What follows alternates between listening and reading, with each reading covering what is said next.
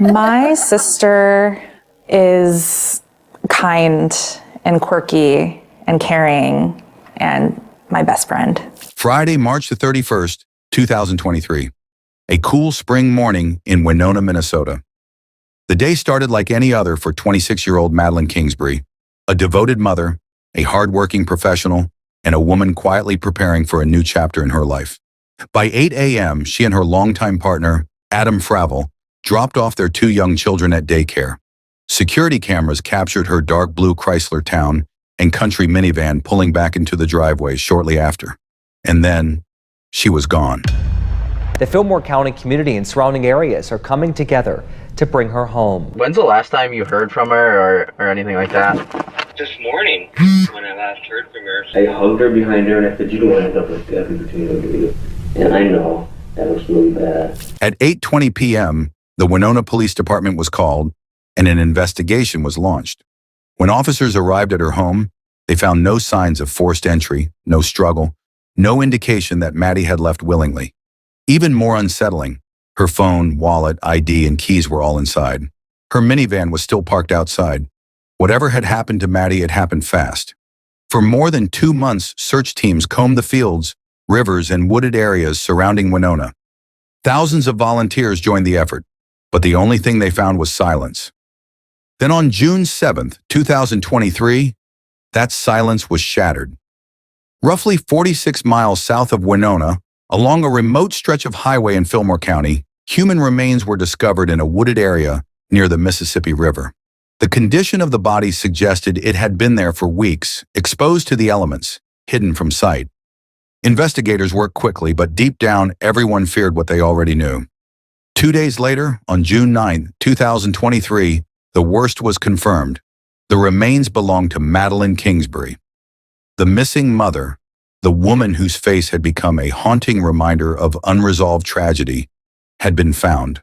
But the discovery only led to more chilling questions. Who put her there? When? Why? As the investigation continued, the walls began closing in on one man. Please help us find Madeline. The children need their mother. We need our daughter, our sister, our aunt, and our best friend back. Madeline Kingsbury was born on June 1, 1996, in Winona, Minnesota. The youngest of 3 siblings, she grew up in a close-knit and loving family. Described as smart, kind, and full of life, Maddi had a sharp sense of humor and a strong work ethic that set her apart from an early age. She pursued her passion for public health at Winona State University, later securing a prestigious role at the Mayo Clinic as a clinical research coordinator. Ambitious and driven, she was also working toward a master's degree in public health administration to advance her career. But above all, Maddi was a devoted mother. Her 5-year-old daughter and 2-year-old son were her world.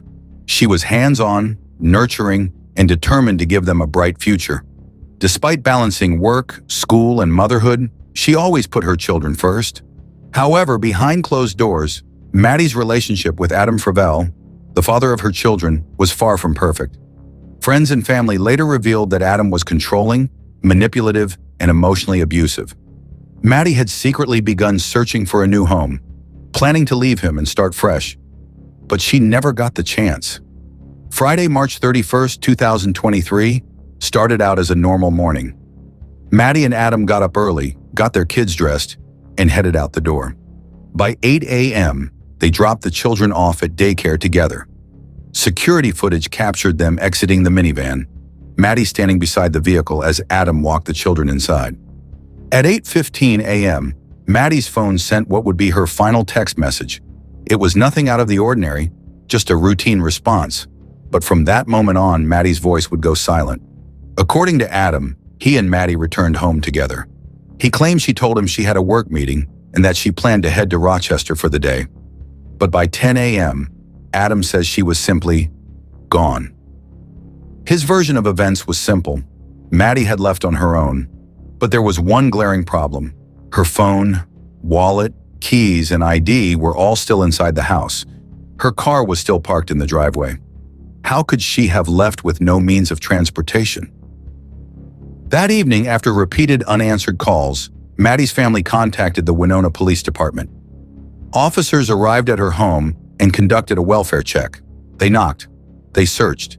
But there was no sign of Maddi, no sign of where she could have gone. And so the search for Madeline Kingsbury began. I'm sure you're aware of what's all going on. Some people called about Madeline a little concerned, and we're just trying to get an idea of where she might be. Yes. When's the last time you heard from her or anything like that? Yeah, so this morning when I last heard from her, so that's why personally I wasn't very concerned yet. What time about was that? Probably around 10. But was she supposed to pick up the children today? Yes, usually, so we usually do drop-offs and pickups together. And this morning we both did the drop-off, and I couldn't get any response from her since before 10 or whatever, and I tried calling her. We usually pick up the kids around 4:15, and I tried calling her a bunch of times, I think 3:30 and like 3:45 and 4, and I didn't get any response, so I just picked up the kids myself. You know anybody in town she might be with? Any clubs or organizations she's affiliated with? Not clubs or anything. Does she do it like a weekly thing, like a girls' night out or anything like that, usually? No, nothing like that. Anywhere else in town you think she might be? At this time of night, no. Does she ever go to the bars at all? No, we're not drinkers at all. From the start, investigators zeroed in on Adam Fravel. He was the last person to see Maddi alive. His story was inconsistent, his behavior was unusual, and something about his timeline didn't add up. I left the house around 10 to bring some stuff down to my parents. And then when I came back home, I noticed that my car was still there. She was going to take my car to work today, and my car was still there. And she wasn't there. That's the last I saw from her, and then I tried texting her, tried calling her, and I haven't heard anything since. And you had the van today, correct? Yep. And Yep, I was hauling stuff down to my parents. Gotcha. And your car was still there, and you now have your car, correct? Correct. So does she usually ride with anybody to work, or is there anybody she could be with right now? She doesn't usually ride with anybody to work, but she has before. She has a couple coworkers in the normal. So that's what I figured she did. But I don't know. Adam told police that after Maddi left, he had taken her minivan to move some of his belongings to a storage unit. He said he returned home around 11:30 a.m., found the house empty, and assumed Maddi had gone to work. But what Adam didn't expect was that police would uncover surveillance footage that told a very different story. At 9:45 a.m., security cameras captured Adam switching the license plates on Maddi's minivan. It was a strange, calculated move, one that suggested he was trying to make the vehicle unrecognizable. Why would someone do that unless they had something to hide? Police also discovered a 45-minute gap in Adam's whereabouts that morning, a window of time when his location could not be accounted for. And when authorities searched Maddi's home, they found no evidence that she had left willingly, no packed bags, no travel plans, just a mother who had seemingly vanished into thin air. Are you any closer to finding a suspect or person of interest? Again, it's open and active. The leads that are coming in is unbelievable. We are actually getting hundreds of them.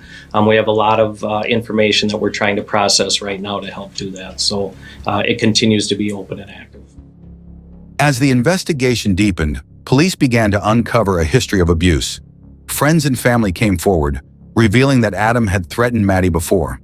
He had once pinned her down and told her she would end up like Gabby Petito if she didn't listen. Maddi had confided in a friend, texting, "It wasn't funny. That's what sealed it for me." She was afraid of him. The evidence was piling up, but without a body, police couldn't yet make an arrest. All they could do was wait. For more than 2 months, search teams combed through fields, rivers, and wooded areas, hoping to find Maddi. Thousands of volunteers joined the effort, but there was nothing. Then on June 7, 2023, police received a tip. A discovery had been made. Human remains were found near a wooded area in Fillmore County, roughly 46 miles from Maddi's home. The location was strategic, hidden, far from immediate suspicion, but law enforcement had been watching Adam's movements for weeks. They knew this area was familiar to him, and when the forensic results came in, the worst was confirmed. The remains belonged to Madeline Kingsbury. Adam, I'll ask again, do you know where Maddie is? Did you have anything to do with her disappearance? I do not. Okay. I just think you're dealing with a lot here. I think you've been dealing with a lot here. You have a 5-year-old and a 2-year-old together. So I think something happened in that apartment. Well, from you guys' perspective, why would I hurt or make the mother of my children disappear? Because you're pissed. I don't know that. Maybe it just happened. I don't know, but more happened, Adam. And I'm not saying that on a whim. I'm saying that based on the last 30 hours that we've spent on this case. Adam, you gotta live too. And I just think you're holding back here. You know more. No, I don't. I don't know. Maddie and I do not have any history of violence besides emotional or Unfortunately, that's not what I heard either. We've never laid hands on each other or anything like that. So why someone would say that, I don't know. I know I can tell you. I don't. I'm struggling because you guys went home. Her I want to believe jacket you, was Adam. in the house. Her bag for work was there. Where was her phone? Did you guys ever find her phone? Yes. Oh, okay. So why would she leave all that behind? And no vehicle's gone, and her jacket is there. I'm stuck there, and then you leave a couple hours later, and I'm just having a hard time with it. Adam, do you know that there's like some zip ties or something in the back of your van? Yeah. What's up with that? I think we have that like in the storage compartment or something like that back there, where she has other materials that. Okay. It's just stuff that we keep in the van. Okay. What do you use those for? I don't know why I didn't put those there. Okay. It probably wasn't something. Oh, maybe because a couple weekends ago she took the van up to her dad's. Her dad put a new oil pan. Some kind of major repair he did on the engine, and I know he had to zip tie something. Maddie mentioned he had to zip tie some vacuum hoses or something together. Maybe that's what it was from. Okay. But I've never personally used Timeline is off, and these text messages where you're kind of suddenly worried about her, they don't make sense, and they almost seem like they're intentional. They almost seem like they're breadcrumbs that you knew the police would pick up. Okay. And I'm trying to work with you here. Again, I'm just saying now I'm not going to say much because now my wall is up and I'm probably going to have to get a lawyer because I'm feeling really accused and stuff. Okay. I mean, you can ask what you want and I'll answer. I'm just saying I'm putting up my defense now. I've been working with you guys completely, but now I'm getting accused of stuff, so All I can say to that is we wouldn't do another job. No, I get that too. So. Only because I'll reiterate again, you were the last one to have seen her. You were the last one to be in the house at the time where you were the only one that access to the house. You didn't have access to your cars. You went home with her.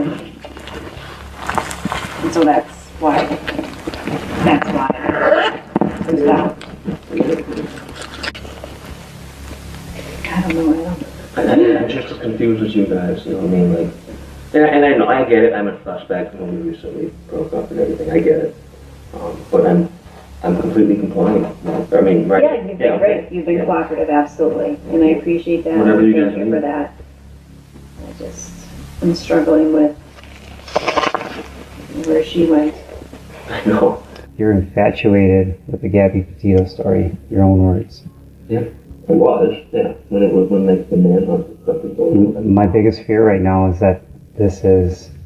No, I get it. This is mimicking that case. I get it. And the guy that's infatuated that case is sitting right in front of me. And he's doing a really good job keeping it together, and I'm not buying it. And I'm not. I just want to find her. No. For your kids, like I said, Adam, your own admission, you're infatuated with the Gabby Petito story. This case is rearing some eerily similar circumstances. She also said that you made a commentary that if she doesn't listen, that she's going to end up like Gabby Petito. That's what she told several people, and we interviewed those people, and they told us that individually, not having talked with each other. Yeah, I know what you're talking about. So this was a it's gonna come from that. This was when that was going down. When I don't know when this Gabby Petito thing happened in 2020 or something like that.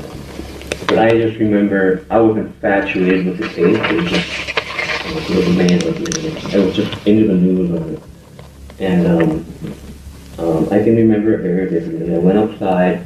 I think I put trash outside or something. I came back in, and then I came up behind her and hugged her. And it was so stupid. I was just trying to make a joke, but I hugged her behind her and I said, "You don't want to end up like Gabby Petito, do you?" And I know that was really bad. That was a really stupid joke. But it was honestly just a joke. Inappropriate. But yeah, this was when that was happening. Nothing like that. No, this is when that case was going on. Were you guys joking around that day? Were you not getting along that day? What was it like that day? No, like I said, it was literally just a joke. And it was just, Yeah, it's not a very good joke. I know, and it makes me look bad. I get that. That's the truth. I don't know what else to say. I appreciate explaining this. This happened. It was at the townhouse. I don't remember what year. When she told the other people, she said it occurred during a time when you guys were a possible breakup, and that's when you made that statement. I won't say that. Well, that's what she's saying to her friends. Okay. And you said she doesn't lie, and it sounds like she tells you to your face that she's seeing someone new. Yeah. So what?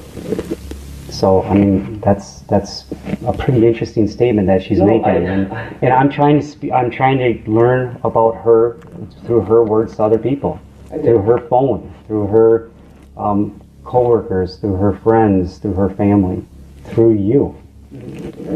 And I can tell you that it appears that this relationship was not going super well, to the point that she's wanting to get out of there as soon as possible.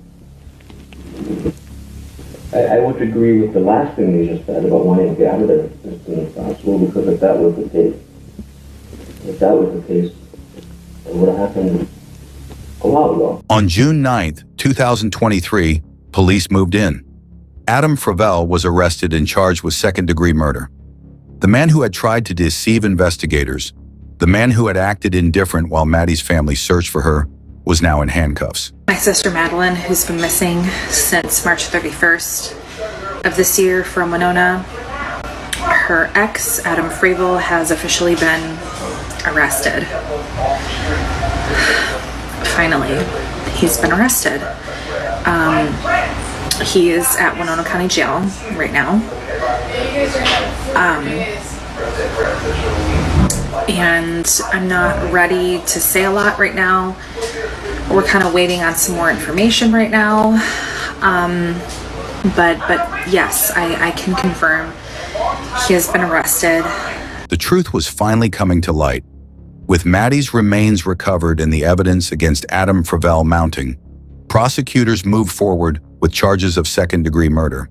The courtroom was tense as the case unfolded, with Maddie's family and friends watching closely, determined to see justice served.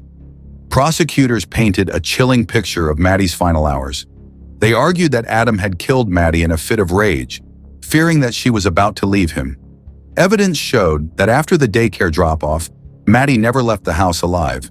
Instead, Adam used her own minivan to dispose of her body, driving 46 miles to Fillmore County, where she was later found buried in a remote wooded area.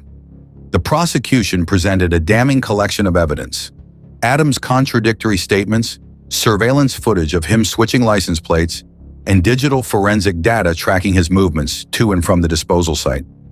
Testimonies from friends and family detailed Adam's violent tendencies and disturbing threats, including the time he pinned Maddi down and told her she would end up like Gabby Petito.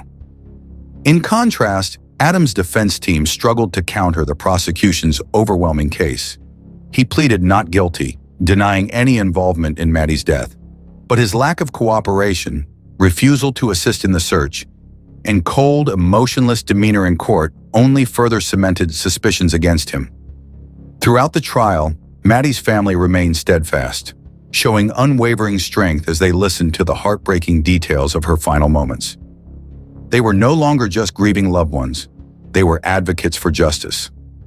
After weeks of testimony, evidence, and deliberation, the verdict was read. Well, that jury coming back a little bit after 11 o'clock today to deliver these verdicts on 4 counts. There's first-degree murder, there's 2 counts of that, and then 2 counts of second-degree murder. In the end, for sentencing, it really only matters about sentencing on the top count here. But, you know, this is something that the prosecution said was very much a case about digital evidence, something you didn't see 10 years ago, 20 years ago. So much about location data and text messages. A lot of the text messages that really illustrated a volatile relationship between Adam Fravel and Madeline Kingsbury. And afterwards, her family and her friends all expressed the importance they feel of the work of using this case to help women who are victims of domestic abuse. The weight of the truth had prevailed, and Adam Fravel was finally held accountable for taking Maddi's life. For Maddi's family, it was a step toward closure, but the pain of losing her would never fade. Madeline Kingsbury's life was stolen far too soon, but her story does not end with her tragic death. She was more than a victim. She was a mother, a daughter, a sister, and a woman with dreams and ambitions. She was loved by many, and her impact on those who knew her will never fade. While her family found some relief in seeing Adam Fravel convicted, their fight is not over. Justice for Maddi is not just about a guilty verdict. It's about making sure no one else suffers the same fate. In the wake of her murder, Maddi's family has become advocates for domestic violence awareness and missing persons cases. They have used their voices to shed light on the warning signs of abusive relationships, urging people to recognize when a loved one may be in danger. When you think of her story of, leaving her kids at the daycare, ready to go to work, a mom who loves her children. It just resonates with everyone. And people want to know what happened. They are fighting for better protections for victims of coercive control and intimate partner violence, ensuring that others don't feel as trapped as Maddi did. Her story has sparked conversations nationwide, reminding people that domestic violence doesn't always look the way we expect, that sometimes the most dangerous relationships are the ones hidden behind closed doors, that victims like Maddi don't always get a second chance to escape, and that as a society, we must do more to support those who feel they have nowhere to turn. Though her children will grow up without their mother, they will grow up knowing who she was, how deeply she loved them, and how hard she fought to give them a better life. Maddi's family, friends, and supporters will ensure that her memory lives on, not just as a cautionary tale, but as a symbol of strength, resilience, and the urgent need for change. Madeline Kingsbury was more than just a headline. She was a fighter. She was a mother. She was a light that should never have been dimmed. And as long as her name is spoken, as long as her story is told, she will never be forgotten. This is for Maddi. This is for justice. This is for every woman who never got the chance to escape. If you found Maddi's story impactful, please like, share, and subscribe to help raise awareness for victims of domestic violence. Every voice matters. Every story deserves to be told. Since we don't communicate with him and his family, all we can really go off of is kind of what they say on social media. And it's mostly, you know, they're upset that they're maybe not involved in certain things, but, you know, they haven't been particularly, they haven't planned anything of their own, I guess I'll say. Any vigils or searches or get-togethers, anything like that.